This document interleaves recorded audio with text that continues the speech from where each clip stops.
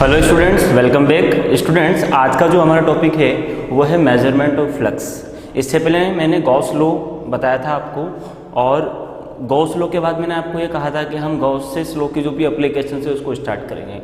लेकिन बहुत सारे स्टूडेंट्स के मेरे पास में मैसेजेस आए, उसमें उन्होंने एक ही चीज़ कही कि सर जो गॉसेस लॉ की एप्लीकेशंस हैं वो हमने पढ़ी है, लेकिन सबसे बड़ा जो कन्फ्यूज़न है वो ये है कि बुक्स में बहुत सारे टॉपिक्स में उन्होंने इंटीग्रेशन से सॉल्व कर रखा है, बहुत सारे टॉपिक में उन्होंने इंटीग्रेशन लगाया नहीं है, बहुत सारे टॉपिक में उन्होंने क्लोज सरफेस के लिए जो इंटीग्रेशन लेते हैं हम क्लोज इंटीग्रेशन का साइन वो ले रखा है। ठीक है, तो सर इनमें बहुत सारा कन्फ्यूज़न है, आप इसको एक बार क्लियर करो। तो इसलिए मैं गॉस एप्लीकेशन की जो भी टॉपिक्स है मेरे पास में, उससे पहले हम एक बार मेजरमेंट ऑफ फ्लक्स, किस तरह से फ्लक्स को मेज़र करते हैं अलग अलग कंडीशंस में। अलग अलग कंडीशंस मीन्स अगर हमारे पास में जो भी सरफेस है वो रेगुलर आ जाए, है ना, इरेगुलर आ जाए, इलेक्ट्रिक फील्ड है वो यूनिफॉर्म आ जाए, नॉन यूनिफॉर्म आ जाए, तो उन कंडीशंस में अलग अलग नोटेशन होते हैं इस इलेक्ट्रिक फ्लक्स का जो भी फॉर्मूला है उसको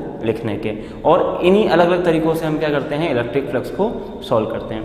तो सबसे पहले मैं एक इरेगुलर सरफेस लूँगा, ठीक है, उसको किस तरह से लेते हैं वो भी मैं आपको बताऊँगा, और जो भी हमारा इलेक्ट्रिक फील्ड है वो नॉन यूनिफॉर्म इलेक्ट्रिक फील्ड होगा। ठीक है, तो इसको समझने के लिए मैं क्या करता हूँ, यहाँ पर एक स्मॉल क्यू चार्ज लेता हूँ कि इलेक्ट्रिक फील्ड की अगर मैं बात करूँ तो इससे जो भी इलेक्ट्रिक फील्ड हमको मिलेगा, है ना, उसको मैं इस तरह से शो कर सकता हूँ। क्लियर है? डायरेक्शन की बात करें तो यहाँ पर डायरेक्शन क्या है, अलग अलग है, डिफरेंट डायरेक्शन है। यहाँ पर मैं क्या करता हूँ, एक लाइन ड्रॉ करता हूँ। ये जो मैंने लाइन ड्रॉ की है, ठीक है, ये लाइन इस इलेक्ट्रिक फील्ड में, है ना, एक सरफेस को डिनोट कर रही है।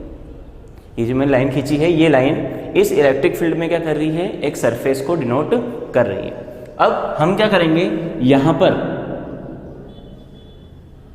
इन पॉइंट्स की अगर मैं बात करूँ तो इन पॉइंट्स पर इलेक्ट्रिक फील्ड की स्ट्रेंथ और साथ के साथ में डायरेक्शन दोनों ही क्या होगी, डिफरेंट होगी।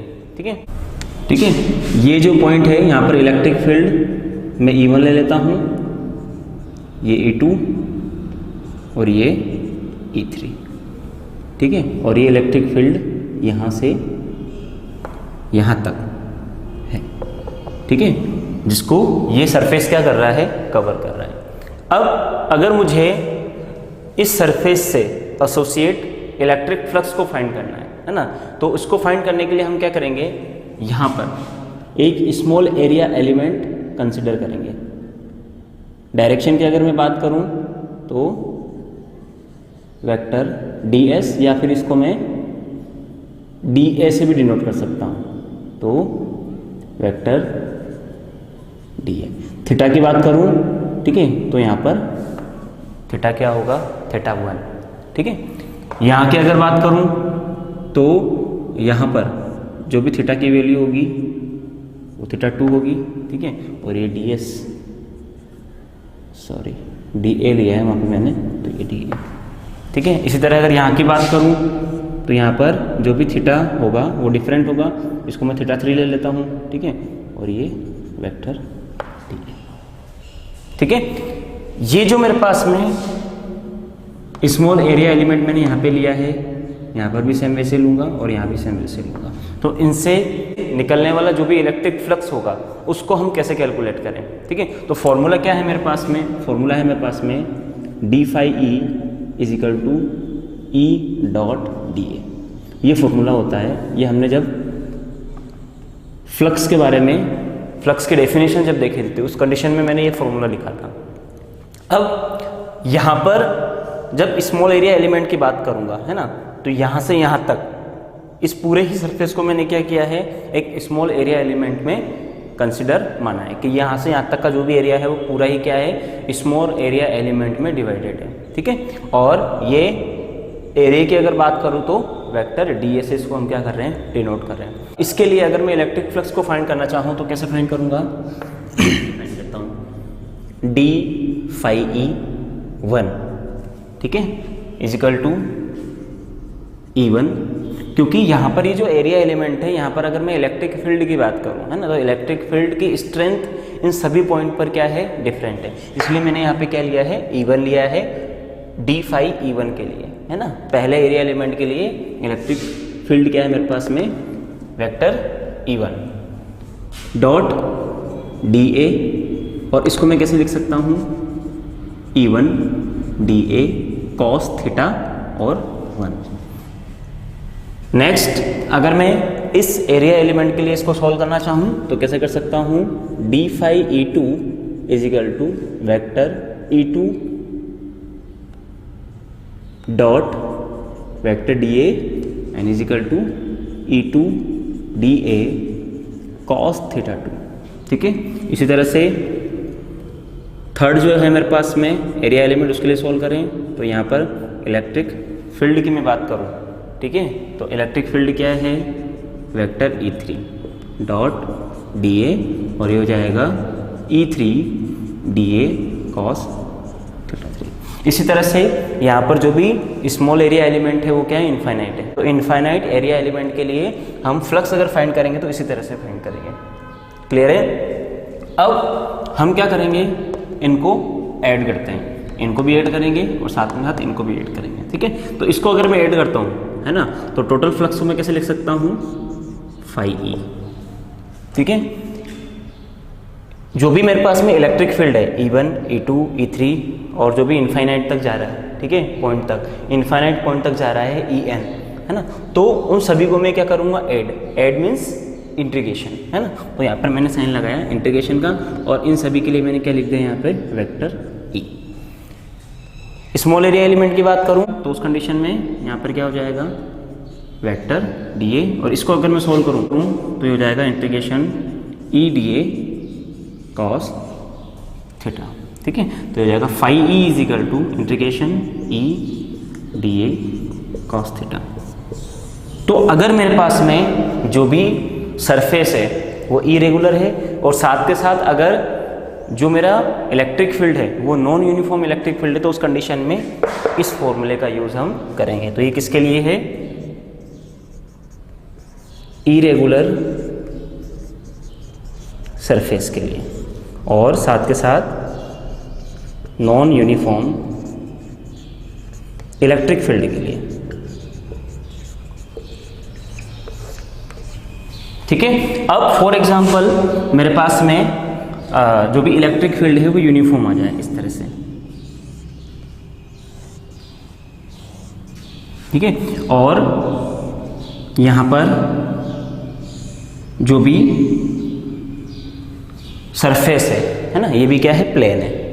तो उस कंडीशन में जो E होगा, है ना, वो सभी पॉइंट्स पर, इस प्लेन के सभी पॉइंट्स पर क्या होगा, सेम होगा, कांस्टेंट होगा। क्लियर है। और dA की अगर मैं बात करूं तो इस पूरे को मैं क्या कर सकता हूं, dA में इस तरह से डिवाइड कर सकता हूं, ठीक है। तो उस कंडीशन में क्या होगा, इसके लिए अगर मैं इस इलेक्ट्रिक फ्लक्स को मेजर करना चाहूं तो क्या होगा, ये phi E is equal to integration of E dot dA, या फिर integration of E dA cos theta. E same है सभी के लिए, तो E को हम क्या करेंगे, बाहर ले लेंगे, dA cos थीटा, ठीक है। यहाँ पर एक स्मॉल एरिया एलिमेंट लिया मैंने, ठीक है। इसकी डायरेक्शन की अगर बात करूँ तो इसी डायरेक्शन में होगा, तो थीटा की वैल्यू क्या होगी यहाँ पे, 0। तो उस कंडीशन में phi E is equal to क्या हो जाएगा, E, ये तो हो जाएगा 1, 0 रखेंगे तो, और dA का अगर इंटीग्रेशन करूँगा तो क्या आएगा मेरे पास में, A। क्लियर है। तो अगर यूनिफॉर्म इलेक्ट्रिक फील्ड है और जो भी हमारे पास में सरफेस है वो रेगुलर है, तो उस कंडीशन में मेरे पास में जो भी इलेक्ट्रिक फ्लक्स आएगा वो phi E is equal to EA ही आएगा। क्या आएगा, phi is equal to EA। Clear है। तो ये तो हो गया इरेगुलर सरफेस और नॉन यूनिफॉर्म इलेक्ट्रिक फील्ड के लिए, और ये वाला जो फॉर्मूला है ये किसके लिए होगा, रेगुलर सरफेस और यूनिफॉर्म इलेक्ट्रिक फील्ड के लिए। क्लियर है। चेंज क्या है, यहाँ पर जो भी ई की वैल्यू वो सभी के लिए सेम है, ठीक है। यहाँ पर जो ई की वैल्यू है वो सभी एरिया एलिमेंट के लिए क्या है, डिफरेंट है। क्लियर है।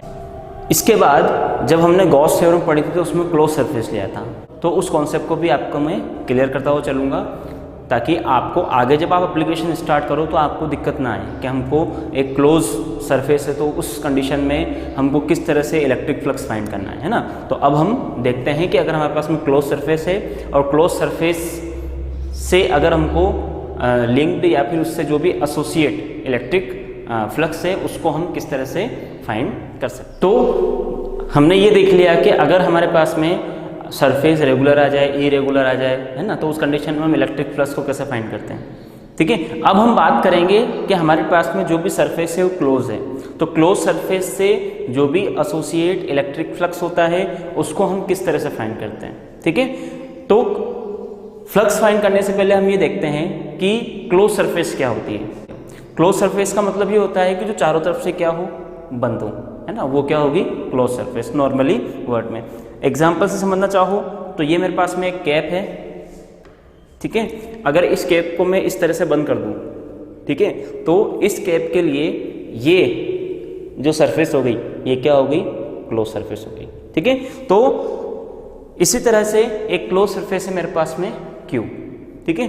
इसकी अगर साइड्स की हम बात करें, इस वाली साइड की बात करें तो ये होगी 1, इसकी बात करें 2, इस वाली की बात करें 3, ये होगी 4, और सामने वाली ये जो साइड दिख रही है ना, फ्रंट वाली, इसको हम देते हैं 5, और बैक पीछे वाली जो साइड है इसको मैं देता हूँ 6।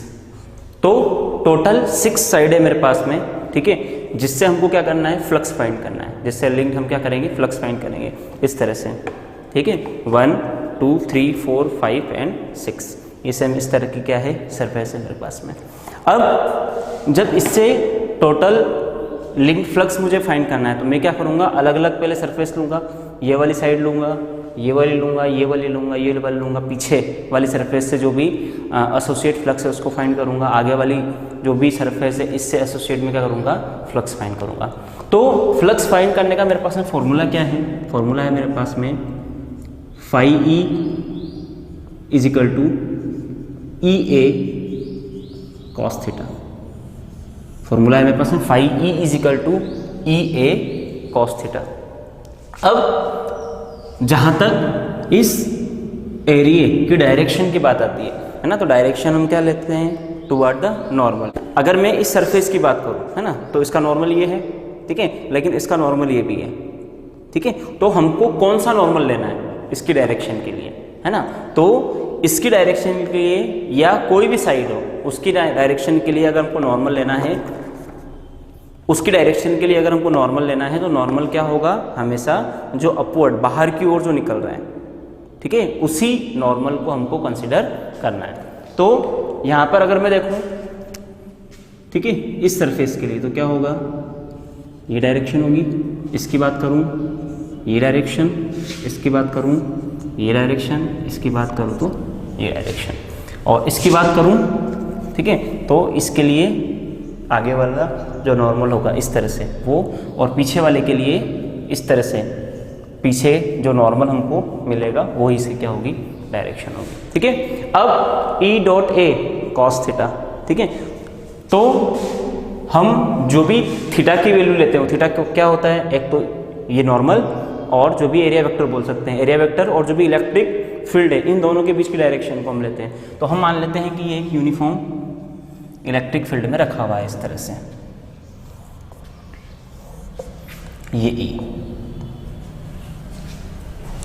ठीक है। तो फ्लक्स फाइंड करते हैं सबसे पहले हम इस साइड के लिए, तो इसके लिए फॉर्मूला ये है मेरे पास में, तो मैं कैसे लिखूंगा, फाई ई1 is equal to E A cos theta, ठीक है। थीटा की बात करूँ अगर मैं, तो थीटा कितना होगा इसके लिए, ये मेरे पास में क्लोज सरफेस है ना, इलेक्ट्रिक फील्ड की डायरेक्शन ये है, इसके नॉर्मल की अगर मैं बात करूँ तो इस डायरेक्शन में क्या होगा, इसका नॉर्मल होगा, है ना। तो उस कंडीशन में थीटा की वैल्यू 180, तो कॉस 180 कितना होगा, -1, तो ये हो जाएगा माइनस ई ए। सिमिलरली अगर मैं सेकेंड वाली सरफेस के लिए इलेक्ट्रिक फ्लक्स फाइंड करता हूँ तो क्या होगा, phi E2 is equal to EA cos theta. Theta की वैल्यू की अगर हम बात करें तो ये मेरी क्लोज सरफेस है, ये नॉर्मल, ये इलेक्ट्रिक फील्ड की डायरेक्शन। अगर एंगल की बात करूं तो थीटा की वैल्यू कितनी होगी 90 और cos 90 कितना होता है 0, तो E फाई 2 क्या हो जाएगा मेरे पास में 0। अब जो थर्ड साइड है इसका इलेक्ट्रिक फ्लक्स क्या होगा फाई E3। यहाँ की बात करें तो ये थर्ड साइड नॉर्मल यही होगा, इलेक्ट्रिक फील्ड डायरेक्शन यही है, तो थीटा की वैल्यू क्या होगी यहाँ पे 0, दोनों सेम डायरेक्शन में है। तो उस कंडीशन में EA कॉस थीटा, थीटा की वैल्यू कितनी हो गई इसके लिए 0, ठीक है, कॉस 0 1, तो ये हो जाएगा EA। अब मैं बात करता हूँ अगली साइड की, तो नेक्स्ट साइड ये है मेरे पास में, ये इसका नॉर्मल, फोर्थ साइड ये वाली, ये इसका नॉर्मल और इलेक्ट्रिक फील्ड की डायरेक्शन भी यही है, ठीक है। तो अब जो थीटा की वैल्यू होगी वो कितनी होगी, वापस 90 होगी, तो ये हो जाएगा EA कॉस थीटा की जगह 90 मीन्स 0, तो ये वापस क्या हो जाएगा 0। Next phi E 5 fifth surface के लिए, इसके लिए बात कर रहा हूँ मैं, ये क्लोज सरफेस है और इस वाले साइड्स की अगर मैं बात करूँ तो नॉर्मल ये है और इलेक्ट्रिक फील्ड की डायरेक्शन ये है, तो अब जो एंगल बनेगा वो वापस कितने का होगा 90 का होगा, cos 90 वापस क्या हो जाएगा 0, तो ये वापस 0 हो जाएगा EA cos theta 90 0। Phi E6, अब ये जो क्लोज सरफेस है इसके इस वाली सरफेस की मैं बात कर रहा हूँ, पीछे वाले की, तो नॉर्मल इस तरह से होगा इसका, ठीक है, और इलेक्ट्रिक फील्ड की डायरेक्शन ये है, तो थीटा की वैल्यू जो होगी वो वापस क्या होगी मेरे पास में 90, तो EA cos थीटा, तो ये वापस क्या हो जाएगा 0।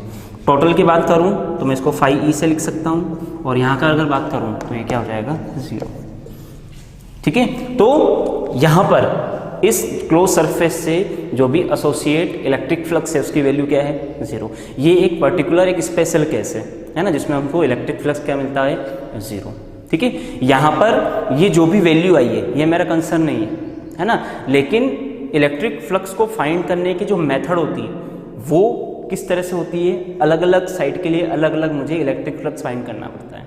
अगर मेरे पास में एक से ज़्यादा दो सरफेस आ गई है ना, तो उन दोनों ही सरफेस के लिए मुझे इलेक्ट्रिक फ्लक्स अलग अलग फाइंड करना पड़ेगा, ठीक है। उन दोनों के लिए एक सिंगल फॉर्मूला मेरे पास में नहीं है, और इसके अलावा दूसरा कोई वे नहीं है कि इन दोनों ही सरफेस का मैं एक साथ इलेक्ट्रिक फ्लक्स फाइंड कर लूँ, ठीक है। क्योंकि दोनों ही सरफेस के लिए अगर मैं इसकी वैल्यू देखूंगा थीटा की, है ना, तो इस थीटा की वैल्यू दोनों ही सरफेस के लिए क्या होगी, अलग अलग होगी, और थीटा की वैल्यू अगर दोनों ही सरफेस के लिए अलग अलग है तो उस कंडीशन में मुझे इनको अलग अलग ही क्या करना पड़ेगा, कैलकुलेट करना पड़ेगा। यहाँ पर जो वैल्यू 0 आई है, ठीक है, जरूरी नहीं है कि वैल्यू क्या हो 0 ही हो, ठीक है। बहुत सारे केसेस ऐसे होते हैं कि जिसमें ये क्लोज सरफेस से जो भी एसोसिएट इलेक्ट्रिक फ्लक्स होता है, टोटल इलेक्ट्रिक फ्लक्स, वो 0 नहीं होता है ना। तो किन कंडीशंस में ये 0 नहीं होता ये हमको बताया था गॉस ने, ठीक है। अलग अलग कंडीशंस वो कौन सी है ना, जिनमें क्लोज सरफेस से जो भी एसोसिएट इलेक्ट्रिक फ्लक्स होगा वो 0 नहीं होगा, ठीक है। तो ये गॉस ने हमको बताया था। फॉर एग्जाम्पल मेरे पास में इस तरह से एक चार्ज सरफेस है और इसके इलेक्ट्रिक फील्ड में मैंने क्या रख रखा है, ये क्लोज सरफेस रख रखा है,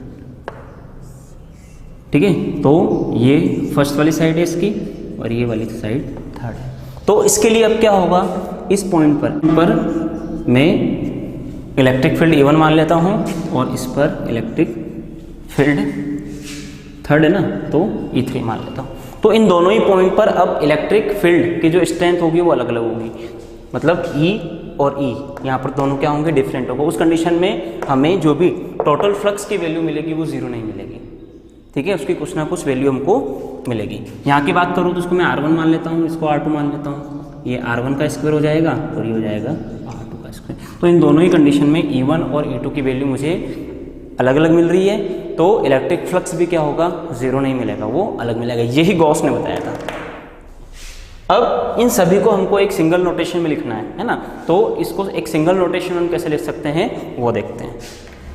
तो यहाँ पर हमको अगर इन सभी को एक सिंगल नोटेशन में लिखना है, ठीक है, तो ये हम फाइंड कर चुके थे इससे पहले वाले में। यहाँ पर चेंज क्या है, इंटीग्रेशन ई डी ए, ठीक है। इंटीग्रेशन ई डी ए का मतलब क्या हुआ, यहाँ पर हमने क्या किया, ये जो पहला हमारा सरफेस था है ना, इनको बहुत छोटे छोटे स्मॉल एरिया एलिमेंट में डिवाइड मान सकते हैं है ना, और स्मॉल एरिया एलिमेंट में डिवाइड मानकर हम क्या कर सकते हैं, इसको इस तरह से लिख सकते हैं। इसको सॉल्व करोगे जब आप, तो हमने पहले जो नोटेशन लिखा था सेम वही नोटेशन आएगा, ठीक है। तो इंटीग्रेशन के फॉर्म में हमने इसको लिखा है। अब इस सभी को अगर मुझे एक सिंगल नोटेशन में लिखना है ना, तो एक सिंगल नोटेशन में इसके लिए तो मैं लिख सकता हूँ फाई ई, और इसको जब मैं लिखूंगा, इसको लिखूंगा तो क्लोज इंटीग्रेशन का साइन लगाएंगे, ठीक है। क्लोज इंटीग्रेशन मैथमेटिक्स में आपने देखा है कि अगर मुझे इन सभी साइड का क्या करना है, समेशन लेना है, तो क्या करूँगा मैं, यहाँ से इस वाला साइड को लिया, इसको लिया, इसको लिया, इसको लिया, इसको लिया, इसको लिया, और फिर वापस कहाँ आ गया मैं, इस साइड पे, ठीक है। मुझे ऐड करना है ना, तो हम क्या करेंगे, समेशन लेंगे है ना, और क्लोज सरफेस है, समेशन का मतलब क्या हुआ, इंटीग्रल हुआ, और क्लोज सरफेस है तो उस कंडीशन में हम क्लोज इंटीग्रेशन का यूज करते हैं। तो क्लोज इंटीग्रल क्या हो जाएगा, ये E D A cos theta. अब इस पूरे का अगर एडिशन, इस पूरे का अगर हमको समेशन देखना है, तो इस पूरे के समेशन को ये एक सिंगल नोटेशन क्या करेगा, शो करेगा। और इसको अगर हमको खोलना है तो मैं इस तरह से वापस क्या कर सकता हूँ, खोल सकता हूँ। तो इसको हम एक सिंगल नोटेशन में लिख सकते हैं, और वो इस तरह से, क्लियर है।